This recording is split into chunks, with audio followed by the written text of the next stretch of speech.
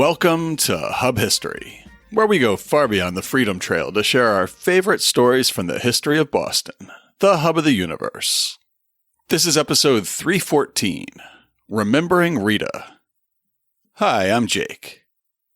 This week, I'm talking about the Allston murder that inspired the Transgender Day of Remembrance, calling attention to the epidemic of violence against trans people, and black trans women in particular. I had this topic on the production schedule for November, long before the election, but I made the mistake of sitting down to start writing on Election Day and finishing up the episode in the days after, which means that this episode is going to be short, dark, and very likely depressing. I think this is also the first episode where I've written about events that took place within my memory here in Boston, so there are going to be some meandering personal asides as well. I moved to Boston about a year before a trans woman named Rita Hester was brutally murdered in her Allston apartment in 1998. Our lives overlapped in a few coincidental ways, and yet I was totally unaware of her life and death until years afterward. Rita's killing uncomfortably paralleled a series of murders of black trans women in Boston and a larger pattern of victimization across the country. There was a spontaneous outpouring of grief and outrage in response to Rita's death, leading to impromptu rallies in the days that followed, and the creation of a more formal Day of Remembrance starting 25 years ago this week. But before we talk about Rita Hester's life and death, I just want to pause and say thank you to everyone who supports Hub History on Patreon. We're heading into dark and uncertain times again, and there are going to be a lot of worthy causes vying for your support in the months and years to come.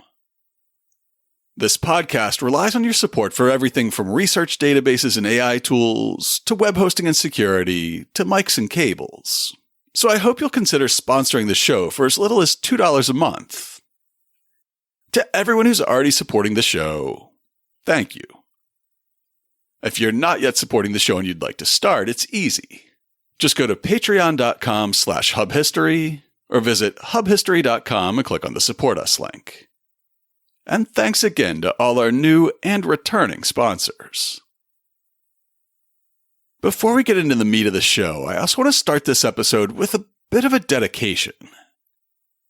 Jesse Thorne is a podcaster who I've admired for a very long time.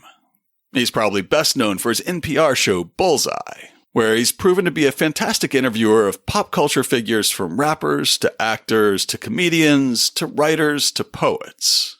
But I first came across his work as the very funny bailiff in the court of Judge John Hodgman. I'm sitting down to record this the morning after I attended a live taping of the Judge John Hodgman podcast at the Coolidge Corner Theater, where I was lucky enough to have a chance to go on stage, and Jesse Thorne both told me to shut my pie hole, which is one of his catchphrases on the show, and also smeared an apple pie cheesecake all over my face. I think that episode will air in December, and I'll give you a heads up about it here. I doubt that Jesse is ever going to hear this show, but aside from being an expert and insightful interviewer and a hilarious comedy sidekick, Jesse Thorne is also the father of a trans kid. Especially after working on this episode, it broke my heart a little bit when, at the end of the show, Jesse Thorne started tearing up and maybe even crying a bit on stage, or talking about being away from his family on tour on Election Day, and then waking up the next morning and having to have a video conference with his wife and their pediatrician to see what they could do to keep their child safe after the outcome of the 2024 presidential election. Jesse, this is for you, and for everyone who loves a trans person and worries about them and just wants them to be safe. I'll start out by saying that I'm always a little bit nervous when I talk about an event in a community that I don't belong to.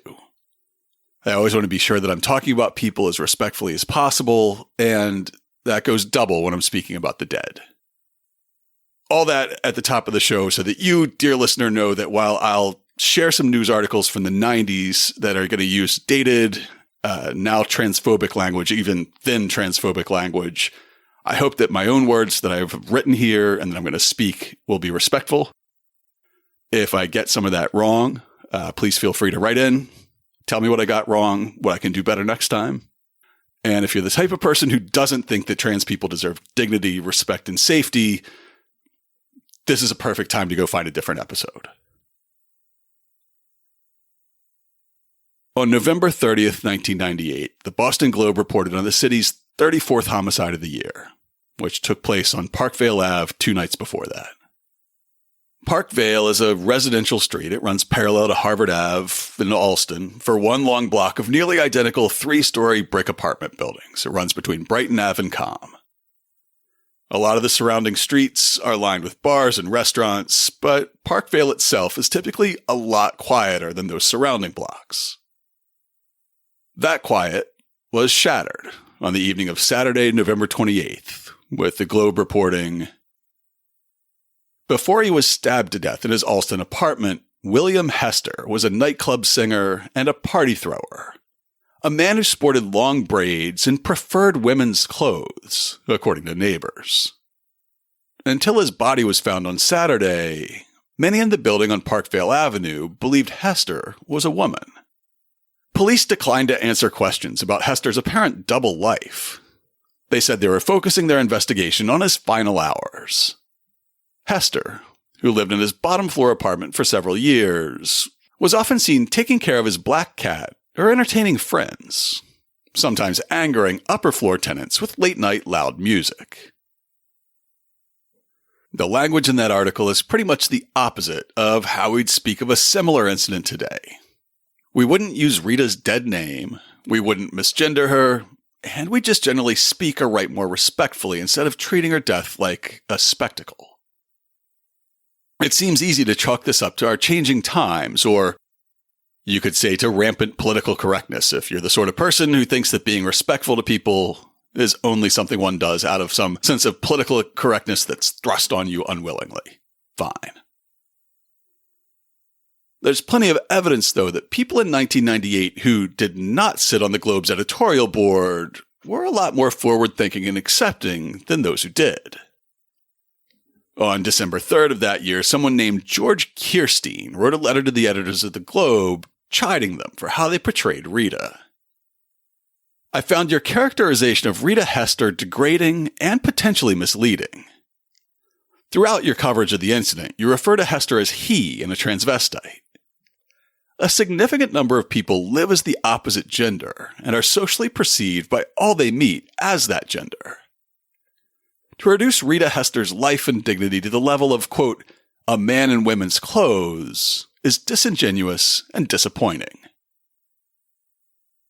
According to the Globe and other early reports, the police found no sign of forced entry into the garden-level apartment, suggesting that Rita may have known her killer. At least 2 neighbors heard the sounds of a struggle in Rita's apartment, but neither called the police until one of them heard her yell for help. When the police arrived, they found her on the floor, with at least 20 stab wounds in her torso. In a history of the Trans Day of Remembrance written in 2020, Kate Sosin of NBC News wrote, Rita Hester fought like hell. The story was written in blood. The phone had been ripped from the wall. Half a shoe print, not Rita's, marked the bloody floor. The locks on the front and back doors had been left intact, leading neighbors and police to believe her killer had been invited in.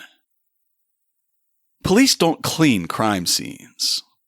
Families can hire specialized crime scene cleaners, but Hester's family didn't have the thousands of dollars that would cost. They walked into her first-floor apartment to find blood all over the walls and the floor. Hester's siblings and her best friend, Brenda Wynn, cleaned the apartment themselves, trying to spare Hester's mother, Kathleen Hester, the sight. The Globe's editorial staff must have learned a little bit from the feedback that they got after their earlier reporting, because in an article published in February 1999 that announced a reward for information leading to Rita's killers, they refer to her as Rita (William) Hester. In the article, police state that they had few leads, but they were focused on searching the overgrown lot behind her apartment building, which led down to the parking lots behind Harvard Ave businesses that a killer might have escaped through. They also include the detail that she was last seen alive at the Silhouette Lounge on Brighton Avenue, just around the corner from her apartment.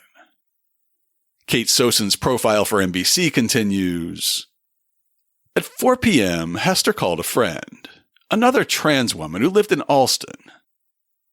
Hester told the friend that she was headed to the Silhouette Lounge, a dive bar just around the corner from her apartment. The friend took a nap before heading over to meet Hester shortly after 7 p.m. Quote, I walked to the Silhouette and I see her street was blocked with cops, and I'm like, what happened? I have a bad feeling, the friend recalled. Officers responded to a call about a fight at Rita's address at 6:12 p.m. on November 28th and were dispatched 7 minutes later, according to a Boston Police Department report. When they found Hester, she was still alive on the floor. She'd been stabbed repeatedly in the chest. More than an hour passed between the time the police were dispatched and an ambulance took her to Beth Israel Hospital, where she died of cardiac arrest. Rita Hester was born on November 30th, 1963, on the same day that President Kennedy was killed in Dallas. According to Kate Soson's reporting, there was never a time in her life when Hester wasn't Rita, according to her younger sister Diana. As far as Diana can recall, her big sister didn't have a particular coming out as trans moment. I kind of always knew just the very feminine ways that she was and everything, she said, adding that her family embraced her sister's transition. My entire family, you know, even my nieces and nephew, everybody knew Rita, she added. It was very receptive, was no issue whatsoever. You know, it was fine. The Hesters lived in Hartford, but as Rita grew up and grew more confident in her identity, Hartford was too small for her. In Soson's article, Diana Hester says that Rita was no longer safe in Connecticut after suffering some assaults, so she moved to Boston in her early 20s. An article in the Boston Phoenix describes her as having glossy black waist-length braids, voluptuous candy apple red lips, and eyelashes so long they could almost create a breeze. Soson's profile says that Rita was drawn to the rock scene that was centered in Allston, and in his book, The Hub of the Gay Universe, past podcast guest Russ Lopez confirms that Rita was a regular at some of the same rock bars where I liked to hang out in those days. One woman recalled that Rita Hester was statuesque and glamorous, usually clad in her favorite colors, black and purple, perhaps in a slinky tube dress adorned with ruffles. She was a familiar figure both at Allston bars, such as the Model Cafe and the Silhouette Lounge, and at Jacques' Cabaret. Another friend finally remembered that Hester liked to wear opera-length gloves with rings on top, big pieces of costume jewelry.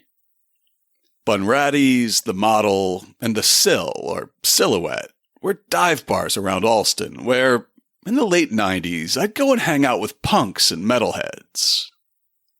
I moved here in 1997, and I started hanging out in Allston regularly after living on Farrington Ave for a few months. After a while, the Model became my main night spot. At the time, one of my good friends was in a band that won some Boston Music Awards, and they seemed to be on the brink of making it big. We'd all go to the Model after they practiced at the Sound Museum just up the street to drink Jameson shots and PBR tallboys. I'm not exactly 100% sure if I was a regular at the Model when Rita was still going there. It honestly could have been a year or so after her death. Across town, though, in the Bay Village neighborhood, Jacques was and remains one of Boston's most venerable gay bars. When she wasn't hanging with the rockers in Allston, Rita Hester was watching drag shows at Jacques, and performing in them, at least until she got herself blacklisted. In a Phoenix profile, Rita's friend Jessica Piper said, I remember watching her do this strip show at Jacques, where she would spin and spin, picking up so much speed that you could hardly notice that with each turn, another article of clothing came off, until she stopped spinning and there she stood in a bra and thong panties. She got banned from dancing there because they said her show was too risque. As flamboyant as she was, she had her act together. She lived her life her way, and she was totally in control of it. Chirito Suarez remembered Rita Hester from the bar scene and told Kate Sosin, "She was a very smart, bright young lady, and she was a shining star. Whenever she arrived at Jacques, her presence would be noticed by anyone. She was so elegant. And as beautiful as she would not try to make anyone else look less."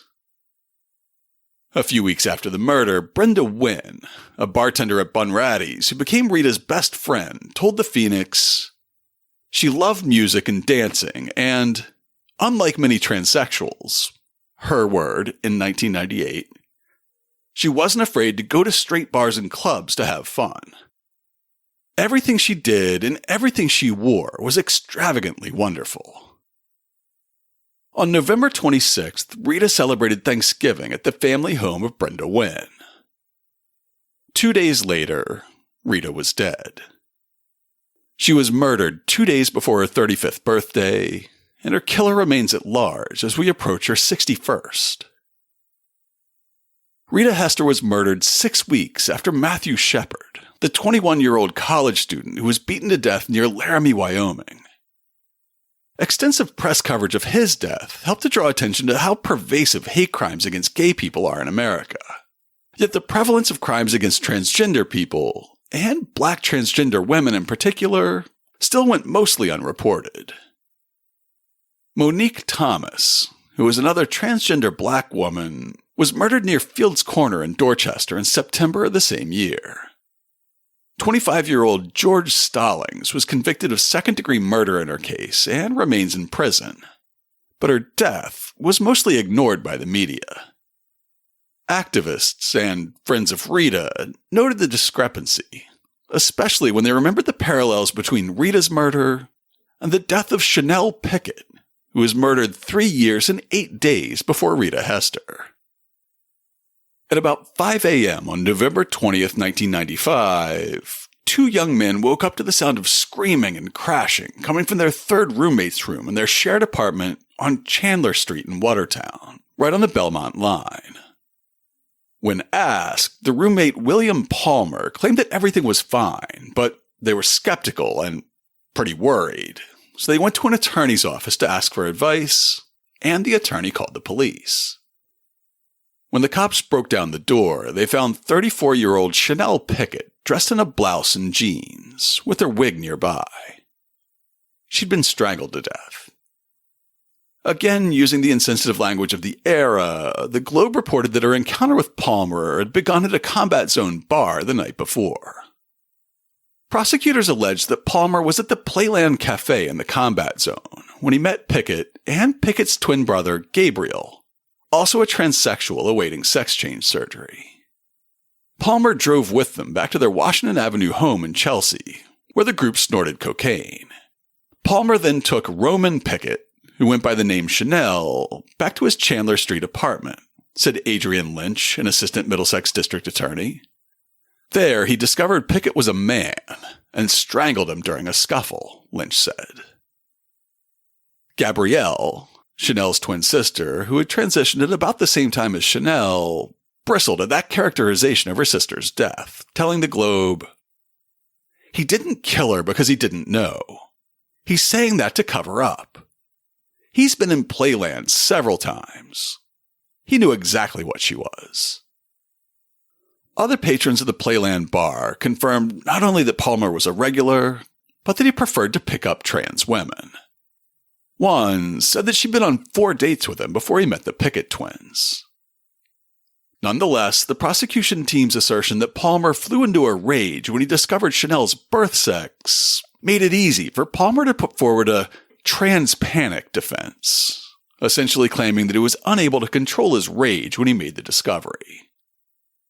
He later changed his story, saying that Chanel was alive when he fell asleep, and so she must have died from an overdose. A jury found him not guilty of murder, but convicted him of assault and battery.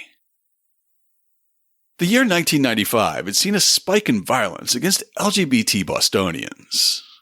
Fenway Health reported a 36% increase in violent attacks and murders statewide that year, with Chanel Palmer's murder among the 83 reported incidents. With a slight bump in visibility in the press, the gay newspaper In News Weekly published a quote from one member of the trans community about what lenience in the Palmer case would mean. "I'm afraid of what will happen if he gets off lightly. It'll just give people a message that it's okay to do this. This is a message we cannot afford to send." The quote was attributed to Rita Hester. Trans women like Chanel, Monique, and Rita were mostly ignored by the media.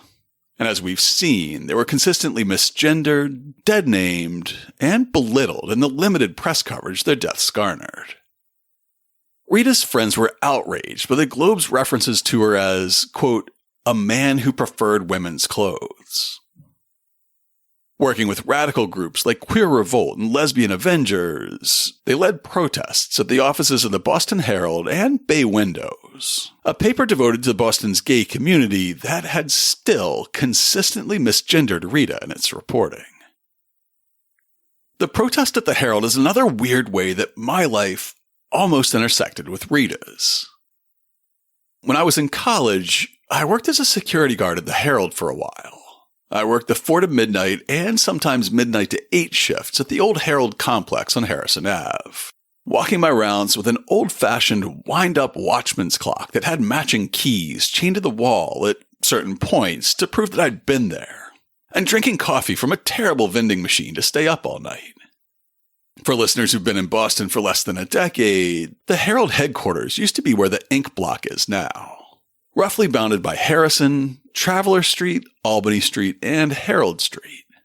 If you're heading south on I-93, look for the Whole Foods on your right as you pass through the south end. In those pre-Big Dig days, I'd take the Red Line to Broadway and walk across the bridge to the Herald. I can't remember exactly when I started at the Herald, but I worked there by December 1998 when the protest was held. I don't remember Rita's protest, but I know I was there because I worked another protest at the Herald that same week, after one of their columnists called Puerto Rico America's Caribbean Dog Patch. In retrospect, it's just crazy to me how close I got to these incidents, but I didn't notice anything that was happening in the world around me. To try to get people like me to notice, organizers like Gwendolyn Ann Smith, founder of the web project Remembering Our Dead, and Nancy Nangeroni, host of the cable access show Gender Vision, worked to keep Rita's name front and center. And that started with a benefit concert at Jacques on December 13th, and a march and vigil in Allston on December 4th that drew about 250 mourners. In a paper published by the Massachusetts Transgender Political Coalition, Nangeroni recalled the somber tone among the mourners who gathered just 6 days after Rita Hester's death. On Friday evening, the Model Cafe in Allston was packed for the Speak Out, which was held in the larger of the cafe's 2 rooms. Waiting respectfully outside with the motorcycle police who would conduct traffic during the procession was Boston Police Detective Mullen, who was seeking any information about the murder that attendees might be willing to offer.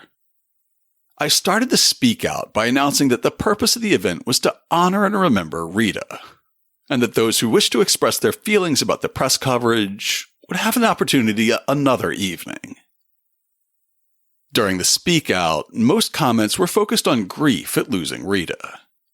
George Anthony, the bar owner, spoke of the many friends Rita made with their warm and welcome presence, thoughts that were echoed time and again by those who knew her. Particularly dramatic was the testimony of Rita's mom, Kathleen, whose tremendous passion hushed everyone in both rooms. After testifying to the strength of her love for her child and bemoaning her loss, she collapsed into a grief-induced faint, which had everybody present holding their breath. She revived readily, though, and was gently helped to her seat. When there were none left who wanted to speak, the crowd moved outside, lit candles, and formed up behind Rita's family. The procession followed Ms. Hester, who carried on in her grief the whole way, along busy Brighton Avenue for the several blocks to Parkvale Avenue, where Rita lived and died. Turning up Parkvale, the noise of traffic was replaced by an eerie silence, against which Ms. Hester's moans and cries stood out in stark relief, echoing off the apartment buildings which stood like canyon walls on either side of us. The large procession stopped in front of Rita's residence, filling the street. Rita's family members were struck with grief at our proximity to where she lived. Mourners laid flowers and candles at the doorstep and placed a memorial sign facing the street. Finally, we all joined Kathleen in a prayer at the doorstep, and the procession moved on, making a circle around the block to travel back to the Model Cafe by the most visible route. Recalling that first informal remembrance in Edge, Boston a decade later, Michael Wood wrote, "At that first vigil in Allston, Chirito Suarez recalled, the mood was so peaceful, but it was so strong and magnificent. For Suarez, it felt like one of the first times the local transgender community came together to demand its full civil rights." When organizers were searching for an MC for the Boston Day of Remembrance several years later, she signed on without hesitation. It was personal. I'm not talking about just another transgender person. I'm talking about a person I actually knew.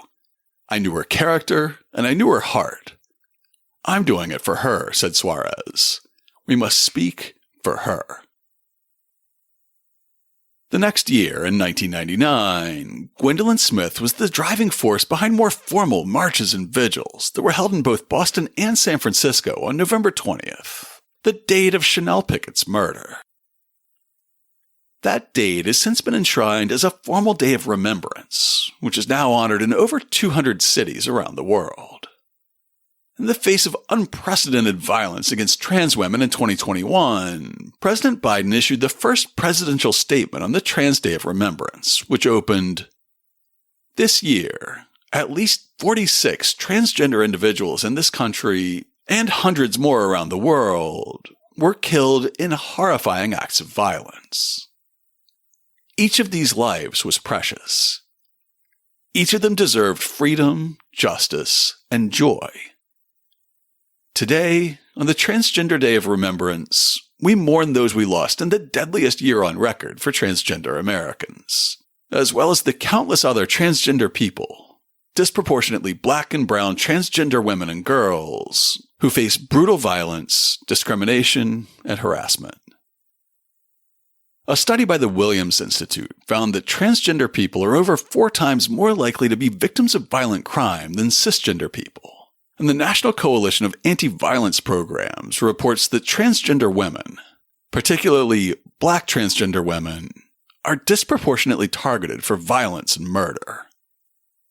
So far in 2024, the Human Rights Campaign has identified at least 27 transgender murder victims in the United States, of which 48% were Black trans women like Rita Hester, Chanel Pickett, and Monique Thomas. But you'd never know that from watching the political ads this year, which have consistently painted transgender women as predators lurking in the shadows, waiting to attack unwitting children. President-elect Trump made transphobia a key strategy in his election campaign. He vowed to ban trans people from playing sports, to ask Congress to pass legislation declaring that only 2 genders exist, to decertify hospitals that provide gender-affirming care, and to deny AMA-recommended care to trans kids. This appears to have been part of a winning strategy by Republicans nationwide to demonize trans people, who make up at most about 1% of the American population, painting them as a clear and present danger to that narrow slice of American culture that Republicans actually care about. Now, thanks to their efforts, it seems like a huge chunk of our populace is angry, and they're afraid of a menace that doesn't actually exist. When I worked at Boston Children's Hospital, we pretty routinely had bomb scares and other threats from people who falsely believed that the doctors there performed gender-affirming surgeries on kids against the will of their parents or without the parents' knowledge. To date, only one of the people behind those threats has been identified and prosecuted. At the time, I reassured myself by saying that anyone who was threatening to blow up a children's hospital was definitely on the wrong side of history. But now they have an ally in the White House. In 2022, the Mayor's Office of Arts and Culture commissioned a mural of Rita Hester. It's on a city-owned property adjacent to the Jackson Mann School and across Cambridge Street from Twin Donuts. It's just a couple of blocks from the Sill, where Rita was last seen alive, and a couple more from the apartment where she died. This year's vigil for the Trans Day of Remembrance was held at St. Paul's Episcopal Cathedral, across from Boston Common, on Saturday the 16th, the day before this episode will air. I'm recording this before the event, obviously, but if it holds true to past remembrances, it'll include a tribute to Rita, a ceremony honoring trans leaders, and then a somber candle lighting where the names of trans murder victims will be read. Let's hope that list doesn't grow too quickly in the years to come. To learn more about Rita Hester and the other victims who inspired the Trans Day of Remembrance, check out this week's show notes at hubhistory.com/314. I'll have links to the news articles that I quoted from the Globe, Herald, and Phoenix on the murders of Rita Hester and Chanel Pickett. Kate Sosin's 2020 profile of Rita Hester was incredibly well written and very empathetic. So if you only follow one link from this week's show notes, make it that one. Along with that profile, I'll link to Russ Lopez's book on Boston's LGBTQ history and my past interview with him. I'll also link to Michael Wood's article about Rita's murder for Edge Boston, and the paper by Nancy Nangeroni about early efforts to remember Rita and to get the media to report on her respectfully. Plus, I'll make sure to link to the 2021 White House statement on the Trans Day of Remembrance, as it seems like we probably won't have another one for a very long time. After Trump's first election in 2016, co-host Emerita Nikki and I devoted many, maybe even most, of our early podcast episodes to highlighting the bigotry and hypocrisy behind the Trumpist movement. We produced episodes about Boston's violent response to past, dangerous immigrant groups like the Italians and the Irish. We compared his anti-Muslim rhetoric to Boston's anti-Catholic past, and we looked at the history of Boston pride and marriage equality. Later in the first Trump presidency, we had to highlight the importance of vaccines and other public health measures for obvious reasons. And then we had to explain how literal Nazis from Boston tried to overthrow our constitutional democracy in 1940 and replace it with a fascist dictatorship under the banner of America First. Now Trump's back with a bigger mandate than ever, and assuming trends in the undecided House races continue, total control of all three branches of government. And I just don't know if I have the energy left to do it all over again. If you want to get in touch with us, you can email podcast@hubhistory.com. We're Hub History on Twitter, Facebook, and Instagram, though I don't know how much longer I can post on Twitter in good conscience. At the moment, I don't post much on Mastodon, but you can find me there as @hubhistory@better.boston. Or just go to hubhistory.com and click on the Contact Us link. While you're on the site, hit the subscribe link and be sure that you never miss an episode. If you subscribe on Apple Podcasts, please consider writing us a brief review. If you do, drop me a line and I'll mail you a Hub History sticker as a token of appreciation. Oh, if you've been commenting on episodes on Spotify, but you didn't see your comments show up, sorry about that. I just recently realized that Spotify allows comments, but needs me to approve them. So thank you to Steve, Justin, Skirvin, and Sophia for leaving comments that I didn't know were out there. That's all for now. Stay safe out there, listeners.